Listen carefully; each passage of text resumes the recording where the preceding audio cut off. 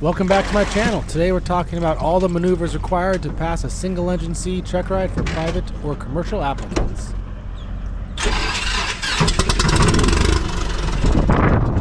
Alright, Tony here with Straight and Level Seaplanes. I'm floating around here in Lake Dora out of Tavares, Florida. Today I'm going to go over all the different maneuvers and landings and takeoffs and everything you need to do to pass your single engine C check ride. First thing I like to teach is FT cars. This goes flaps. For a normal takeoff we're about to do 20. Trim is set, carb heat is in and ready. I'm going to take off to the east here. Area is clear. Water rudder's coming up. And stick going back. That's FT cars. Stick all the way back. Smooth application of power. Look off the front. You can see there's the first rise. There's that second rise. Now the second rise is up. We're going to let the nose down. We're bouncing a little bit because I hit that boat wake. As you let the nose down, you have a lot of gyroscopic precessions. You have to do a lot of right rudder to hold that heading. Now we're just holding right here. This is the step altitude. We just wait. There's no rotation. The airplane's about 50 knots or 50 miles an hour. And we're up in the air. Keep that nose low. Pull back a little bit on the power. 1, 2, 3 seconds up on the flaps. Get to 10 degrees. We're 80 miles an hour and drop the flaps entirely. Now we're going to climb on out of here. We don't exactly do VX or VY. There's so much drag in these airplanes. There's just no need for it. Alright, let's go ahead and land right in front of us since we're right here. So we're ready to come in for a landing. Power comes back, carb heat comes out. Letting the airplane slow down into the wide arc. We're in the wide arc. We'll go 1, 2, 3 seconds on the flaps. Let go of that. 90 degrees or deeper in the wide arc. Letting the nose down. 1, 2, 3. Back to 20. I'm just going to keep driving it on down right here. Alright, we're just driving on down. We're 150 feet here. We're 80 miles an hour. That's a perfectly fine speed for us. I'm going to kick in the last little bit of flaps here. I'll slow us down just a little bit more. Now we got full flaps at 30 degrees. Water rudders are up. Mixture is rich. We're coming on down. Coming in about 70. That's about perfect here. This is kind of what I'm looking for, about 70 miles an hour. Keep driving it on down. We get down here and bring that pitch attitude right back to that same step attitude. We're just going to bleed off a little more airspeed. And we're on the water. Power comes idle. Flaps come up. And just like that, we took a nice little landing. Okay, right here we're doing an idle taxi. I lower the water rudders, and I can just use my water rudders to turn left and right, just like so. Good steering. This particular airplane with the floats has really good, massive water rudders. We have great steering and wind. Alright, I'm going directly into the wind here. I'm going to get to a step taxi, then I'm going to step taxi around this boat, and we'll take off here. So for step taxi, you don't do flaps. Flaps are 0, but I still go through FT cars. Flaps. Trim is good. Carb heat is in. My air is clear. There's one boat there. Water rudder's coming up, and I still have my stick all the way back. I always have my stick all the way back. Water rudder's up, stick back. Gentle application of power. Lots of right rudder. There's that first rise. Here comes that second rise. I'm going to let the nose down. And now that I'm on the step, I'm going to pull that power back right here. I'm looking for about 40 miles an hour, which is what we got about here, about 40. I'm just going to kind of stay on the step here. We're just water taxiing at this point. We're just a boat. All right, here we go. Now that I've cleared this boat, I'm going to transition to a takeoff. We'll go full power. Take a little bit of flaps in. Once the flaps come in, we're immediately off the water. Right at 10 degrees, just enough to give us a little extra lift. Pull that power back.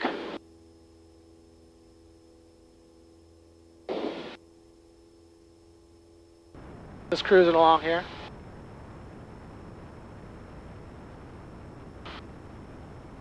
Let's climb on out of here.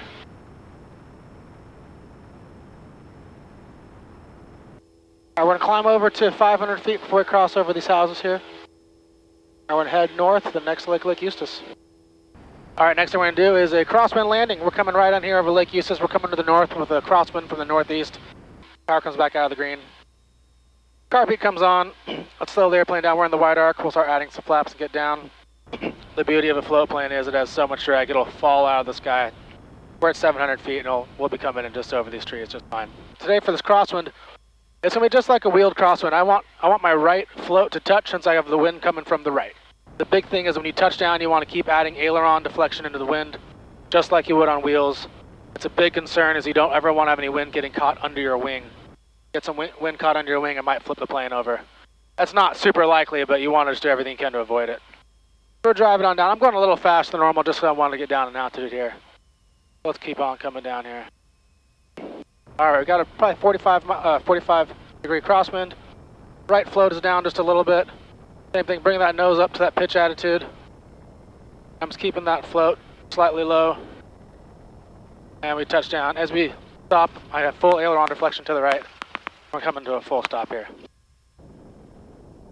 I want to clean it up just for ease of this. All right, water rudders come down. And just like that, that's a crosswind landing. It's almost exactly the same as any other crosswind landing you've ever done on a wheeled airplane. Except we're doing it on the water this time. Okay, so let's do a plow taxi. Now, I like to do FT cars for pretty much every maneuver. Flaps, for plows, 0 flaps. Trim is still good, you don't want to be fighting it. Area is still clear. It's really important on the plow. When the plow happens, the nose rises up and I have really crappy visibility. I want to verify for sure before I get going. Except on this one, it's a plow, the water rudders don't come up, they stay down. First, we're adding some power. I'd say about, I don't know, 1,500 RPMs. That's, you know, technically a plow. More likely about 2,000, you go 2,000 RPMs. That nose starts to rise and we're just plowing through here. It's actually a very stable taxi. If you wanted to go a little bit, this works perfectly fine. The only problem is it's a high power setting, low cooling, and poor visibility. So it's not really the best taxi. I find I hardly ever do this. I usually do a step taxi or I'm just doing an idle taxi for the most part. But I just want to go a little bit further here. I don't want to be yelling at these neighbors. So that's a plow. To come off the plow, just pull the power back, keep that nose up, and let the airplane bring it down nice and gentle. Okay.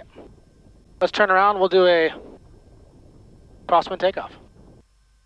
All right, we're getting for a crosswind takeoff. The wind is coming out of the northeast, so I'm going to turn the airplane to the north.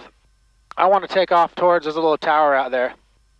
The little tower is right about here. So I'm going to anticipate this because I know the airplane's going to weather vane into the wind. So I'm going to kick the airplane 10, 15 degrees to the left. When I raise that water rudder, the airplane's going to nose to the right regardless. So FT cars, F, flaps to 20. 1, 2, 3, 4, 5, 6 seconds. Trim is set. Car beat is in. Area is nice and clear. Water rudder's coming up. As I raise my water rudders, you notice the wind is already bringing it to the right here. I'm just going to let it take its time, bring me right where I want to go. Add that power, stick back. And now I'm nice and lined up exactly where I want to do. Full right rudder. First rise is coming up. Second rise is coming. I did mess up there. You're supposed to have full aileron deflection of the wind. As you accelerate, you let a little aileron out. Just like a regular crosswind takeoff. And one float lifts before, and we're up in the air. Same thing, every time I take off, I get to 60. I go 1, 2, 3 seconds on the flaps. I want to get this airplane up to 80 miles an hour as quick as possible.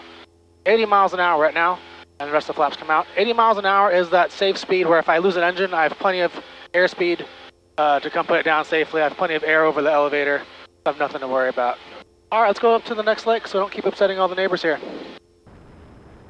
All right, we're coming up on Lake Yale here. By looking to the right, you can see it's not actually glassy, so we're just going to pretend it's glassy, and I'll set up for a glassy water landing here. On a true glassy day, you have absolutely zero depth perception. When you come on into land, your eyes cannot tell you if you're 30 feet over the water or you're 1 foot over the water. There's absolutely no way. It doesn't matter how good your vision is or how experienced you are, you just can't tell.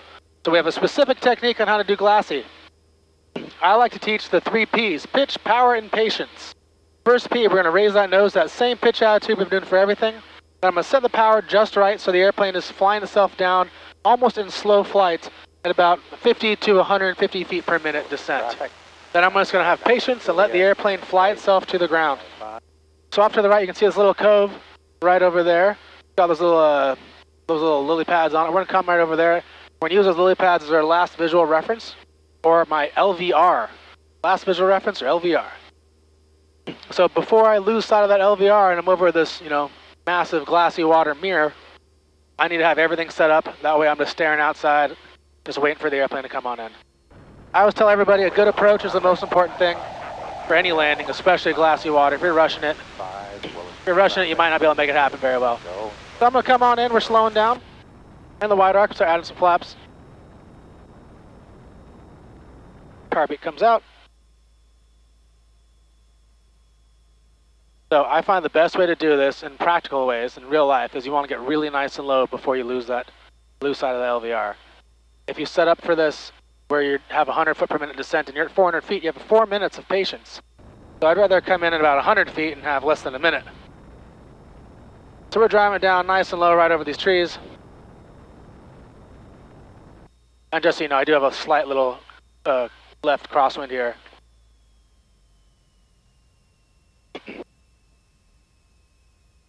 Alright, we're coming right on over these trees. Right over these trees. Boom. Okay, set my pitch. Pitch. Set. Just like that, set my power. That's probably about right over there. And there's my LVR. I still have sight of my lily pads. And we're essentially in slow flight here. Okay, if you look right there, we're getting about 200 foot per minute descent. At about 1700 RPMs. And I'm going to do a little left crab here because I know this is actually a left landing, or a left crosswind landing. But you wouldn't do that in a glassy one, obviously. Now we're sitting here exercising patience. This is the P. This is the third P that people fail their check rides on. Pitch, power, and patience. Just drive it in. Don't be hunting for it. And look like that, we're on the water. And I just put my flaps up and now we're step taxing. That was real gentle. Okay. Let's come to a full stop here.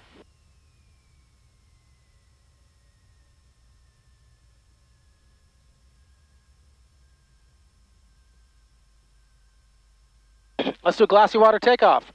So in some airplanes you have your little manual flat bar. Today we don't, I have electric ones. You have two options really for glassy water. One is either you get up on the step like you're going to take off, and then you actually pop one float. So the reason being, when it's glassy, you have almost double the friction on the actual water itself. So sometimes you can get at a good flying speed, but it's like the water's holding you down. It's almost like a suction. So you either got to pop one float to make that friction halved, or if you have a manual flaps, you can pop like 20 to 30, a quick pop, and it'll kind of break you off the water. So today we're just going to be doing one float coming up because that's all I really have for options here. All right. So FT cars, flaps down to 20. F. Trim. Trim is set. Trim is between the O and the little triangle. Carpet is in. Area is nice and clear. Water air is coming up and stick is already back. Power's going in. There's that first rise. There's that second rise, pushing the nose forward. And we're right on the step here. Wait till it gets slightly faster. We're at about 45, I'm gonna pop one float. One float comes up in the air. And now we're up in the air. That's the whole technique for a glassy water takeoff. Same thing, you accelerate, let the little flaps out. Accelerate even more, let the rest of the flaps out. Start pulling that power back so it's not firing while on the engine. All right, that's glassy water in a nutshell. All right, here's my favorite maneuver I like to teach people. I love doing this as a flight instructor. I don't know why it's so exciting and fun for me. It's engine off. So right now we're at 700 feet. I'm actually on a downwind right now. I know this airplane can make a 180 power off landing in about 400 feet, but I'm gonna do it for 700 just to show you how quickly you have to move here. So let's say, oh, engine died, boom, lost my power. First thing I do is push that nose down, keep the airspeed above 80, start that turn, lots of left rudder. It's always easy to turn left, remember that. So I'm in the wide arc, I'm going 90, I'm keeping this turn coming. 424 Lima, 49 miles. I'm going to try to make sure I can make this. I'll add just a little bit of flaps. 10 degrees of flaps gives you more lift and drag. All right, now we're coming on in towards the wind. I'm lined up with the wind here. Actually, I got a little more to go. All right, let's add a little more flaps in here. I'm going to pull my car beat, even though I wouldn't really if the engine was out. Driving it down at least 80 miles an hour, keep coming down, and then give a nice, gentle, good timing, bring that nose up to the pitch attitude. And just the most gentle flare ever. And we're on the water. We'll come to a full stop for that one. And that's the power off. The engine out. Keep that nose down to 80. The big important thing, the big takeaways here is you do not get slow. If you get slow, you don't have enough airspeed over your elevator to make that flare at the end. You just drive it straight into the ground. We're going to do a confined area takeoff. Confined area takeoff is either done two ways. Either you go to the far end of the lake and use all available runway, or you do a step turn into a takeoff. I usually like doing a step turn. This is what you do in Alaska most of the time, just because there's not a lot of straight waterways. So the wind is coming off my left right here. So I'm gonna get everything kind of ready here for a takeoff. Let's go up to flaps 20. Trim is set. Carbeat's in. Area's clear. Okay, so before I put my water rudders up and stick back, I'm gonna explain to you. We're gonna get first rise, second rise, push down, get on the step. That means my ailerons to do a step turn, and I'm gonna turn into the wind. By the time I get into the wind, I should have my one float lifting off, then I'll be climbing out. In a confined area, you want to get a pretty good climb out, so you usually do a slower climb out and you leave 10 notches of flaps in to get a little better climb rate. All right, flaps trim, carbeat area's clear, water rudder's coming up. Stick back. There's that first rise. There's that second rise, pushing that nose down. Now we're turning into the wind here while the airplane accelerates. One float comes up. Keeping that power in full. Accelerate up to 1, 2, 3 to 10 degrees. And then we're doing a climb out at about 80. 80 is a pretty darn good climb in this airplane. You know, we're light, so we're getting 800 foot per minute climb rate. You wouldn't get that obviously full, but that's confined area takeoff. We'll come around for a confined area landing. Confined area landing is almost the same as a regular landing. You're just coming just a little bit slower. This one is going to be about 65. The whole thing is just about 5 miles an hour slower. It just gives you a slightly steeper descent rate. Now, again, the one trick here is you don't want to come in too slow. If you come in at 60 instead of 65, you just won't have that elevator authority to flare at the end. The reason you go 80 with the power off is you have no engine. You have no engine spinning. With the engine propeller, you still get some airflow over the tail, so you get a little more elevator authority. So off to the left, I see these weird, gross plants. I'm gonna try to land right after those plants. That'll become my runway. It'll be hard to see it, but the important thing here is just you want to get away is that it's a couple knots slower. It's a little steeper descent. I'm pulling my power. Carbeat's coming out. I'm on a left base right now at 600 feet. We'll lose some altitude. We're on the wide arc. Start throwing some flaps in. We're going about 75. Let's slow down. So we'll go full flaps here. I'm looking for about 65 on the short final. Full flaps. 5 minutes. We're at 250 feet. We're at 70. We're decelerating down to 65 right here. All right, now we're holding at 65. I'm just gonna hold this airspeed. It's kind of what you're looking for. Driving it on in.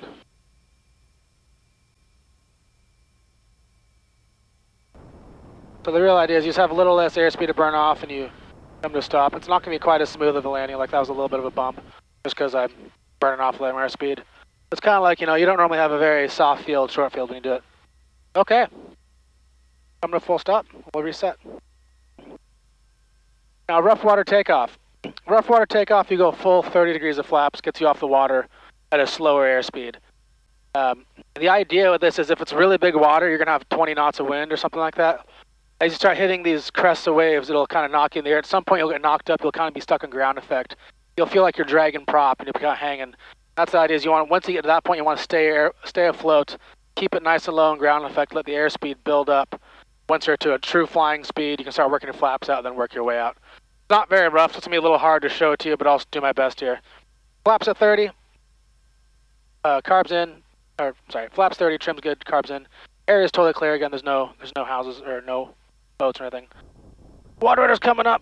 Tick back. So the only difference is this is a 30-degree takeoff. There's my first rise. There's my second rise. Nose is coming down. Hand on throttle like always. All right. We're letting, we're going to pretend like I hit a big fat wave, but it's not going to happen. So we're up in the air. I would keep the nose nice and low right here. I'd stay in ground effect. Start working my airspeed out.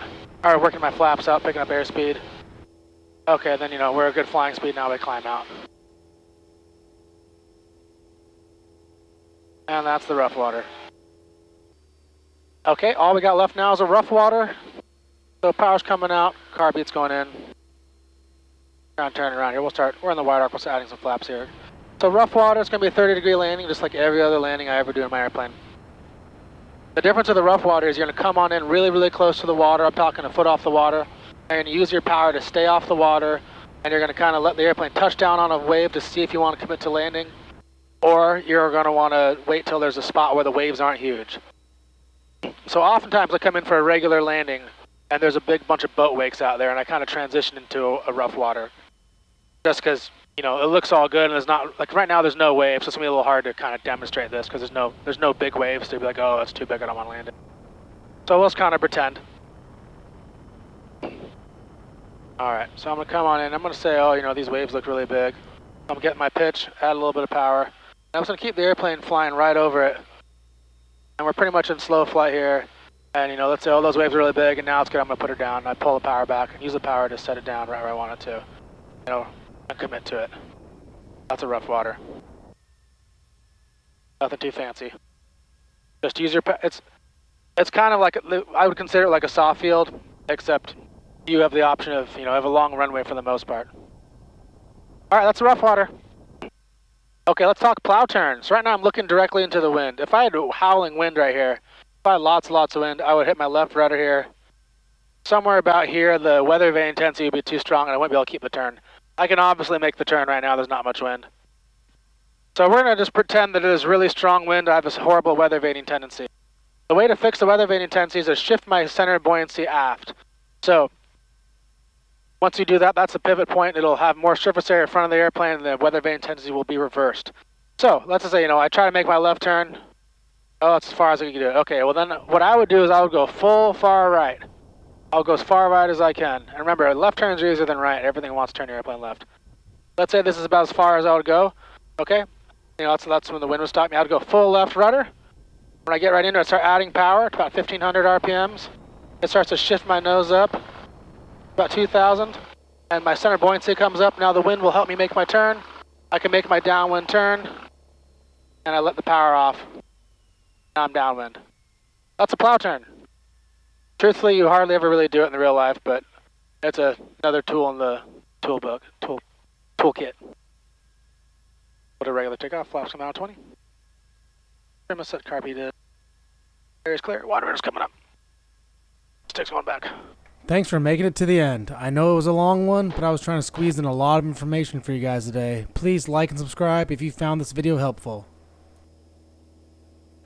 Straight and Level Seaplanes is located in Central Florida. I offer seaplane rides at any public dock, as well as seaplane flight instruction. 6-hour flight instruction packages start at $2,000. Call 352-325-7922 to schedule your seaplane ride today.